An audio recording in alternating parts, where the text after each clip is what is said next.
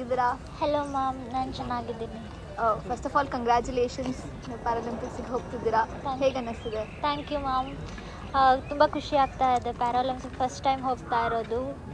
ತುಂಬ ಎಕ್ಸೈಟ್ ಆಗಿದ್ದೀನಿ ನಾನು. ಅಲ್ಲಿ ಹೆಂಗಿರತ್ತೆ, ದೊಡ್ಡ ಇವೆಂಟನ್ನು ಅಟೆಂಡ್ ಮಾಡ್ತಾ ಇರೋದು.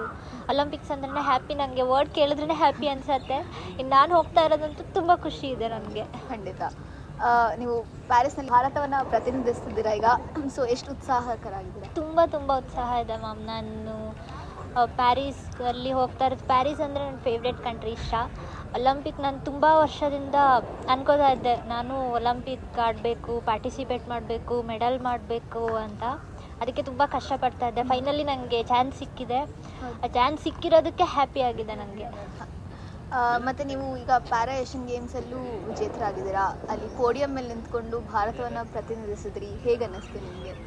ತುಂಬ ಖುಷಿ ಆಯಿತು. ಇವನ್ ನಮ್ಮ ದೇಶದ ಬಾವುಟನ ಬೇರೆ ಕಂಟ್ರಿಯಲ್ಲಿ ಹಾರಿಸೋದು ಚಿಕ್ಕ ವಿಷಯ ಅಲ್ಲ, ತುಂಬ ದೊಡ್ಡ ವಿಷಯ. ನ್ಯಾಷನಲ್ ಅಂತಮ್ನ ಪ್ಲೇ ಮಾಡಿದಾಗ ಅದು ಮೆಡಲ್ ಹಾಕಿದಾಗ ನನಗೆ ಫುಲ್ಲು ಹೇಗೆ ರಿಯಾಕ್ಟ್ ಮಾಡಬೇಕಂತ ಗೊತ್ತಾಗಿಲ್ಲ. ಗೋಲ್ಡ್ ಮೆಡಲ್ ಆಗಿತ್ತು, 2 ಟೈಮ್ಸ್ ಆಗಿತ್ತು. 2018ನಲ್ಲೂ ಗೋಲ್ಡ್ ಮೆಡಲ್ ಆಗಿತ್ತು, 2022ಅಲ್ಲೂ ಗೋಲ್ಡ್ ಮೆಡಲ್ ಆಯಿತು. ತುಂಬ ಅಂದರೆ ತುಂಬ ಖುಷಿ ಆಗ್ತಾಯಿತ್ತು. ಸೊ ಎಲ್ಲ ಹೇಳೋರು ನನಗೆ ಈವೆಂಟ್ಗೆ ಹೋಗೋಕ್ಕಿಂತ ಮುಂಚೆ ಎಲ್ಲ ಹೇಳ್ತಾಯಿದ್ರು, ನಮ್ಮ ದೇಶದ ಬಾವುಟನ ಬೇರೆ ಕಂಟ್ರಿಯಲ್ಲಿ ಆರಿಸೋದು ಚಿಕ್ಕ ವಿಷಯ ಅಲ್ಲ, ತುಂಬ ದೊಡ್ಡ ವಿಷಯ, ನೀನು ಮಾಡಬೇಕು, ಮೆಡಲ್ ಮಾಡಬೇಕು, ಕಷ್ಟಪಡಬೇಕು ಅಂತ ಹೇಳ್ತಾಯಿದ್ರು. ಫೈನಲಿ ಅವ್ರು ಹೇಳಿದಾಗೆ, ನಾನು ಆಸೆ ಪಟ್ಟಾಗೆ ಆಯಿತು. ತುಂಬ ಖುಷಿಯಾಗಿತ್ತು. ಅದೇ ನಿಮ್ಮ ಈ ಕನಸುಗಳನ್ನ ನೀವು ಈಗ ಈಡೇರಿಸ್ತಿದ್ದೀರಾ. ಸೊ ಇದಕ್ಕೆ ನಿಮಗೆ ಶಕ್ತಿ ಮತ್ತು ಮೋಟಿವೇಶನ್ ಹೇಗೆ? How do you motivate? Actually ನಾನು ಫಸ್ಟು ಸ್ಪೋರ್ಟ್ಸು ಸ್ಟಾರ್ಟ್ ಮಾಡಬೇಕಾದ್ರೆ ನನಗೆ ಅದ್ರ ಬಗ್ಗೆ ಅಷ್ಟು ನಾಲೆಡ್ಜ್ ಇರಲಿಲ್ಲ, ಹೇಗೆ ಏನು ಅಂತ. ಸೊ ನಾನು ಚಿಕ್ಕವಳಿದ್ದಾಗಿಂದ ಪೇರೆಂಟ್ಸ್ ಇರಲಿಲ್ಲ, ಅಜ್ಜಿ ಡೆಫೆಂಡಮ್ ಇದ್ದರು, ಅವ್ರ ಜೊತೆ ಬೆಳೆದಿದ್ದು.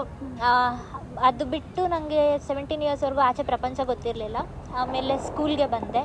ಅಲ್ಲಿ ಶವಾದ್ ಅಂತ ಇದ್ದರು, ಅವರು ಸೀನಿಯರು. 2014ನಲ್ಲಿ ಅವ್ರು ಬ್ರಾನ್ಸ್ ಮೆಡಲ್ ಮಾಡಿದರು ಏಷ್ಯನ್ ಗೇಮಲ್ಲಿ.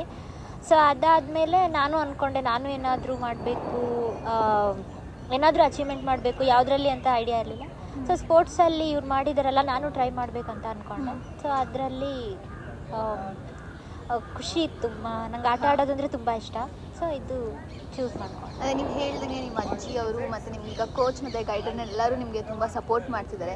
ಸೊ ಅವ್ರ ಸಪೋರ್ಟ್ ನಿಮಗೆ ಹೇಗೆ ಈ ಕರಿಯರ್ನಲ್ಲಿ ಇಟ್ ಹ್ಯಾಸ್ ಶೇಪ್ ಯು, ನಿಮ್ಗೆ ಹೇಗೆ ರೂಪಿಸಿದೆ ಅದು? ಆ್ಯಕ್ಚುಲಿ ಅವರು ನಾನು ಕಂಪ್ಲೀಟ್ಲಿ ಬ್ಲೈಂಡು. ಗೈಡ್ ರನ್ನರ್ದು ಕೋಚಸ್ಸು ತುಂಬ ಇಂಪಾರ್ಟೆಂಟ್ ಇರುತ್ತೆ. ನನ್ನ ಜೊತೆ ಇರಬೇಕು, ಅವರು ಸಪೋರ್ಟ್ ಮಾಡ್ತಾ ಇರಬೇಕು. ಇವನ್ ನಾನು ಓಡಬೇಕಂತ ಅಂದರೆ ಗೈಡ್ ರನ್ನರ್ ಕಂಪಲ್ಸರಿ ಬೇಕು. ಸೊ ಅವರು ಹೇಳ್ತಾ ಇರ್ತಾರೆ, ಕಾಂಪಿಟೇಟರ್ಸ್ ಎಷ್ಟು ಜನ ಇದ್ದಾರೆ, ನಿಮ್ಮ ಜೊತೆ ಎಷ್ಟು ಜನ ಓಡ್ತಾ ಇರ್ತಾರೆ, ಆಮೇಲೆ ಹೇಗೆ ನೀನು ಓಡಬೇಕು ಅನ್ನೋದನ್ನು ಪ್ರತಿಯೊಂದನ್ನು ಮೋಟಿವೇಟ್ ಮಾಡ್ತಾನೇ ಇರ್ತಾರೆ ಅವರು. ಸೊ ಪ್ರತಿ ಸಾರಿ ನಾನು ಈವೆಂಟು ಆಡೋದಕ್ಕಿಂತ ಮುಂಚೆ ಪ್ರಾಕ್ಟೀಸ್ ಮಾಡಬೇಕಾದ್ರೆ ಮೋಟಿವೇಟ್ ಮಾಡ್ತಾ ಇರ್ತಾರೆ. ಈ ಥರ ಇರುತ್ತೆ, ಅವ್ರ ಟೈಮಿಂಗ್ಸ್ ಹೇಳ್ತಾರೆ, ಹಿಂಗಿದೆ, ನೀನಿಷ್ಟು ಓಡಬೇಕು, ಇಷ್ಟು ಇಂಪ್ರೂವ್ ಮಾಡಬೇಕು, ಮೆಡಲ್ ಚಾನ್ಸಸ್ ಇಷ್ಟಕ್ಕಿದೆ, ಹೀಗೆ ಮಾಡಬೇಕು ಅಂತ ಪ್ರತಿ ಸಾರಿ ಮೋಟಿವೇಟ್ ಮಾಡ್ತಾನೇ ಇರ್ತಾರೆ. ಸೊ ಇವನ್ ಯಾವುದೇ ಒಂದು ಈವೆಂಟ್ ಆಡಬೇಕಂದ್ರೆ ನನಗೆ ಕಣ್ಣಿಗೆ ಫುಲ್ ಬ್ಲೈಂಡ್ ಫೋಲ್ಡರ್ ಎಲ್ಲ ಹಾಕಿರ್ತಾರೆ. ಸೊ ನಂಗೆ ಗೊತ್ತಿರಲ್ಲ ಎಷ್ಟು ಜನ ಇದ್ದಾರೆ, ಎಷ್ಟು ಗ್ಯಾಪ್ ಇರುತ್ತೆ, ಏನು ಇದೆಲ್ಲ ಇರಲ್ಲ. ಸೊ ಅವ್ರು ಅದೆಲ್ಲ ಹೇಳ್ತಾ ಇರ್ತಾರೆ. ಇವನ್ ಓಡಿಸ್ಬೇಕಾದ್ರೂ ಫುಲ್ಲು ಇಷ್ಟು ಹತ್ತಿರದಲ್ಲಿ ಮೆಡಲ್ ಇದೆ, ಹಿಂಗಿದೆ, ಇನ್ನೂ ಸ್ಪೀಡ್ ಮಾಡು, ಎಲ್ಲಿ ಸ್ಲೋ ಮಾಡಬೇಕು, ಸ್ಪೀಡ್ ಮಾಡಬೇಕಂತ ಹೇಳಿ ಓಡೋ ಟೈಮಲ್ಲಿ ಕೂಡ ಮೋಟಿವೇಟ್ ಮಾಡ್ತಿರ್ತಾರೆ. ಖಂಡಿತ. ಸೊ ನಿಮಗೆ ಇಷ್ಟು ಜರ್ನಿಯಲ್ಲಿ what has been your biggest challenge? ನಿಮಗೆ ಅದರಿಂದ ಲರ್ನಿಂಗ್ಸ್ ಏನು ಬಂದಿದೆ? ಆ್ಯಕ್ಚುಲಿ ಬಿಗ್ಗೆಸ್ಟ್ ಅಂತ ಅಂದರೆ ನಾನು ಸ್ಟಾರ್ಟ್ ಮಾಡಬೇಕಾದ್ರೆ ಎಲ್ಲ ಹೇಳ್ತಾಯಿದ್ರು, ಇವಳು ಇನ್ನೂ ಚಿಕ್ಕ ಹುಡುಗಿ. ನನ್ನ ಕೋಚ್ ರಾಹುಲ್ ಸರ್ ನನ್ನ ಫಸ್ಟ್ ಬೆಂಗಳೂರಿಗೆ ಕರ್ಕೊಂಡು ಬಂದಾಗ ಹೇಳ್ತಾಯಿದ್ರು, ಚಿಕ್ಕ ಹುಡುಗಿ, ಇವಾಗ ತುಂಬ ಕಾಂಪಿಟೇಟರ್ಸ್ ತುಂಬ ಸ್ಟ್ರಾಂಗ್ ಇರ್ತಾರೆ. ನಾನು ಏಷ್ಯನ್ ಗೇಮ್ ಮೆಡಲ್ 2018 ಮಾಡಿದಾಗ 17 ಇಯರ್ಸ್ ಇತ್ತು. ಸೊ ಇವಳು ಚಿಕ್ಕ ಹುಡುಗಿ, ನಿಮಗೆ ಆಗಲ್ಲ, ಹಿಂಗೆ ಮಾಡಿಸ್ತೀಯಾ, ಕಷ್ಟ ಆಗತ್ತೆ, ಸುಮ್ಮನೆ ಇನ್ನೂ ಏಜ್ ಇದೆ, ಮಾಡ್ಬೋದು ಅಂದರು. ಸೊ ಆಗ ನನ್ನ ಕೋಚ್ ಏನು ಅಂದ್ಕೊಂಡ್ರೆ, ಪರವಾಗಿಲ್ಲ, ಇವಾಗ ಒಂದು ಎಕ್ಸ್ಪೀರಿಯನ್ಸ್ ಆಗುತ್ತೆ, ಮೆಡಲ್ ಆಗಿಲ್ಲ ಅಂದರೂ ಏನು ಪರವಾಗಿಲ್ಲ, ಎಕ್ಸ್ಪೀರಿಯನ್ಸ್ ಆಗುತ್ತೆ ಅವಳಿಗೆ, ಮಾಡಿಸ್ತೀನಿ ಅಂತ ಅಂದರು. ನಾನು ಅನ್ಕೋತಾ ಇದ್ದೆ, ನನ್ನ ಕೋಚ್ ನನ್ನ ಮೇಲೆ ತುಂಬ ಹೋಪ್ ಇಟ್ಕೊಂಡಿದ್ದಾರೆ, ಎಷ್ಟು ಸಾಧ್ಯನೋ ಅಷ್ಟು ಟ್ರೈ ಮಾಡಬೇಕು. ಅವರೇ ಹೇಳ್ತಾ ಇದ್ದಾರೆ, ಎಕ್ಸ್ಪೀರಿಯನ್ಸ್ ಆಗುತ್ತೆ, ಒಂದು ಹೆಂಗೆ ಆಡಬೇಕು ಅನ್ನೋದು ಕಲ್ತ್ಕೋತಾಳೆ ನೆಕ್ಸ್ಟಿಗೆ ಅಂತ ಹೇಳ್ತಾ ಇದ್ದಾರೆ. ಮೆಡಲ್ ಆಗಿಲ್ಲ ಅಂದರೆ ಕಲ್ತ್ಕೋತೀನಿ, ಇಲ್ಲಾಂದರೆ ಆದಷ್ಟು ಟ್ರೈ ಮಾಡಿ ನಾನು ಮೆಡಲೇ ಮಾಡೋದಕ್ಕೆ ಟ್ರೈ ಮಾಡಬೇಕು ಅಂತ ಇದ್ದೆ. ಅವ್ರು ಹೇಳ್ತಾಯಿದ್ರು, ಪ್ರಾಕ್ಟೀಸ್ ಟೈಮಿಂಗ್ಸ್ ಹಿಂಗಿರುತ್ತೆ, ಇಷ್ಟು ಹಾರ್ಡ್ ವರ್ಕ್ ಮಾಡಬೇಕಂತ. ಸೊ ಅವ್ರು ಏನು ಪ್ರಾಕ್ಟೀಸ್ ಹೇಳ್ತಾಯಿದ್ರು, ಏನು ಮಾಡಬೇಕು ಅಂತ ಹೇಳ್ತಾಯಿದ್ರು. ಸೊ ಅದೆಲ್ಲ ನಾನು ಗಮನ ಇಟ್ಟು ಕೇಳ್ತಾ ಇದ್ದೆ, ಮಾಡ್ತಾಯಿದ್ದೆ. ಇವನ್ ಬೇರೆಯವ್ರು ಏನು ನೆಗೆಟಿವ್ ಆಗಿ ಹೇಳ್ತಾಯಿದ್ರು ಅದನ್ನೇ ಚಾಲೆಂಜಾಗಿ ತೊಗೋತಾ ಇದ್ದೆ. ಖಂಡಿತ. ಸೊ ಈಗ ನಿಮಗೆ ನಮ್ಮ ಫೌಂಡೇಶನಿಂದ ಸಪೋರ್ಟ್ ಸಿಗ್ತಿರೋದು, how has it help you? ಹೇಗೆ ಸಹಾಯವಾಗಿದೆ? ತುಂಬ ಹೆಲ್ಪ್ ಆಗಿದೆ ಮ್ಯಾಮ್. ಇವನ್ ಸ್ಪೋರ್ಟ್ಸ್ ಪರ್ಸನ್ಸ್ಗೆ ಬೇಕಾಗಿರೋದೇ ಸಪೋರ್ಟರ್ಸು. ಯಾವುದೇ ಸ್ಪೋರ್ಟ್ಸ್ ಮಾಡಬೇಕಂದ್ರೆ ಅವ್ರಿಗೆ ಎಲ್ಲ ಥರ ಸಪೋರ್ಟರ್ಸ್ ಇರಬೇಕು, ಸಪೋರ್ಟಿಂಗ್ ಇರಬೇಕು. ಒಂದು ನ್ಯೂಟ್ರಿಷನ್ದಿಂದ ಹಿಡಿದು ಮತ್ತು ಅವ್ರಿಗೆ ಸ್ಪೋರ್ಟ್ಸ್ ಅಪೆರಲ್ಸ್ ಎಲ್ಲ ತೊಗೊಳ್ಳೋದಕ್ಕೆ ತುಂಬ ಬೇಕಾಗುತ್ತೆ. ಗೋ ಸ್ಪೋರ್ಟ್ಸ್ ಫೌಂಡೇಶನ್ ಸಿಕ್ಕಿದ್ದು ನನಗೆ ಒಂದು ಶಕ್ತಿ ಥರ ಅನಿಸ್ಬಿಡ್ತು. ಫಸ್ಟು ಸ್ಪಾನ್ಸರ್ ಮಾಡಿದ್ದು ಗೋ ಸ್ಪೋರ್ಟ್ಸ್ ನನಗೆ. ಸೊ ನನ್ನ ಕೋಚ್ ಹೇಳ್ತಾಯಿದ್ರು, ನೋಡು ಈ ಥರ ನಿನಗೆ ಸಪೋರ್ಟ್ ಮಾಡ್ತಾ ಇದ್ದಾರೆ, ಇನ್ನೂ ಅಚೀವ್ ಮಾಡಬೇಕು, ಇನ್ನೂ ಜಾಸ್ತಿ ಮಾಡಬೇಕು, ತುಂಬ ಎಲ್ಲ ನಿಮಗೆ ಸಪೋರ್ಟ್ ಮಾಡ್ತಾರೆ, ಹೇಳ್ತಾರೆ. ಇವನ್ ನಾನು ಪ್ರಾಕ್ಟೀಸ್ ಮಾಡ್ತಾ ಇರೋದು ಸಾಯಿಯಲ್ಲಿ, Sports Authority of India. So ಅದೇ ಹೇಳ್ತಾಯಿದ್ರು, ಗೋ ಸ್ಪೋರ್ಟ್ಸ್ ನಿಮಗೆ ಫಸ್ಟ್ ಸ್ಪಾನ್ಸರ್ ಮಾಡ್ತಾ ಇರೋದು, ನೀನು ಇನ್ನೂ ಚೆನ್ನಾಗಿ ಮಾಡಿದ್ರೆ ಇನ್ನೂ ಬೇರೆಯವ್ರಿಗೂ ಹೆಲ್ಪ್ ಆಗುತ್ತೆ, ಮಾಡಬೇಕು ಅಂತಾಯಿದ್ರು. ನನಗೆ ಗೋ ಸ್ಪೋರ್ಟ್ಸಿಂದ ತುಂಬ ಅಂದರೆ ತುಂಬ ಖುಷಿ ಆಗುತ್ತೆ ಮ್ಯಾಮ್, ಅವ್ರು ಅಷ್ಟು ಸಪೋರ್ಟ್ ಮಾಡ್ತಾ ಇರೋದು.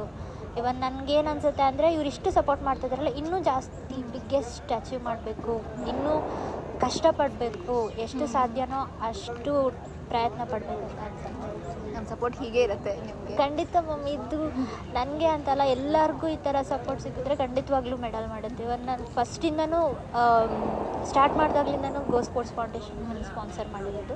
ಸೊ ಅವ್ರ ಸಪೋರ್ಟಿಂಗಿಂದ ಇನ್ನೂ ಇವ್ರು ಇಷ್ಟೆಲ್ಲ ಕೊಡ್ತಾಯಿದ್ದಾರೆ. ಅವ್ರ ಪ್ರೆಷರ್ ಇಲ್ಲ, ಮೆಡಲ್ ಮಾಡಲೇಬೇಕನ್ನೋ ಪ್ರೆಷರ್ ಇಲ್ಲ, ಅದು ಖುಷಿ ನನಗೆ. ಇವನ್ ಪ್ರೆಷರ್ ಇದ್ದರೆ ಅಯ್ಯೋ ಹೇಳಿದ್ದಾರೆ ಸ್ಪಾನ್ಸರ್ ಮಾಡಲೇಬೇಕನ್ನೋದು ಟೆನ್ಷನ್ ಇರುತ್ತೆ. ಸೊ ಗೋ ಸ್ಪೋರ್ಟ್ಸ್ದು ಆ ಥರ ಏನಿಲ್ಲ. ಮತ್ತು ನೀವು ಇವಾಗ IAS ಸಹ ಪ್ರಿಪೇರ್ ಆಗ್ತಿದ್ದೀರಾ. ಸೊ ಅದು ಮತ್ತು ನಿಮ್ಮ sport how you balancing? Actually ನಾನು ಅದಕ್ಕೆ ಅಂತ ಶೆಡ್ಯೂಲ್ ಫಿಕ್ಸ್ ಮಾಡಿದ್ದೆ. ನಾನು ಸ್ಪೋರ್ಟ್ಸ್ದು ಪ್ರಾಕ್ಟೀಸಿಂಗ್ದೆಲ್ಲ ಕೋಚು ಹೇಳ್ತಾರೆ, ಯಾವಾಗ ಇದೆ ಅಂತ ಶೆಡ್ಯೂಲ್ ಮಾಡಿರ್ತಾರೆ. ಅವ್ರು ಹೇಳ್ತಾರೆ ಈ ಟೈಮಲ್ಲಿ ಈ ಥರ ವರ್ಕೌಟ್ ಇದೆ, ಹಿಂಗಿದೆ, ಈ ಥರ ಇದೆ ಅಂತ. ಸೊ ಅದಕ್ಕೆ ತಕ್ಕ ಹಾಗೆ ನಾನು ನನ್ನ ಸ್ಟಡಿ ಶೆಡ್ಯೂಲ್ನ ಹಾಕೋತೀನಿ, ಮಿಸ್ ಮಾಡೋದಿಲ್ಲ. ಒಂದು ಬೆಳಗ್ಗೆ ಪ್ರಾಕ್ಟೀಸ್ ಇತ್ತಂದರೆ ನಾನು ರೆಸ್ಟ್ ಮಾಡಬೇಕು, ಪ್ರಾಕ್ಟೀಸ್ ಇದ್ದಾಗ ರೆಸ್ಟ್ ಮಾಡ್ತೀನಿ. ಮಧ್ಯಾಹ್ನ ಓದ್ಕೋತೀನಿ, ಮಧ್ಯಾಹ್ನ ಪ್ರಾಕ್ಟೀಸ್ ಇತ್ತಂದರೆ ನೈಟ್ ಓದ್ಕೋತೀನಿ, ಎಷ್ಟಾಗುತ್ತೋ ಅಷ್ಟು. ಸೊ ಎರಡನ್ನೂ ಬ್ಯಾಲೆನ್ಸ್ ಮಾಡ್ಕೋತೀನಿ. ನನಗೆ ಕಷ್ಟ ಅಂತ ಏನು ಅನಿಸಿಲ್ಲ. ಇವನ್ ನನಗೆ ಎರಡೂ ಇಷ್ಟನೇ, ಸ್ಪೋರ್ಟ್ಸು ಇಷ್ಟ. ಸ್ಪೋರ್ಟ್ಸ್ ನನ್ನ ಲೈಫ್ನ ಚೇಂಜ್ ಮಾಡಿಬಿಟ್ಟಿದೆ.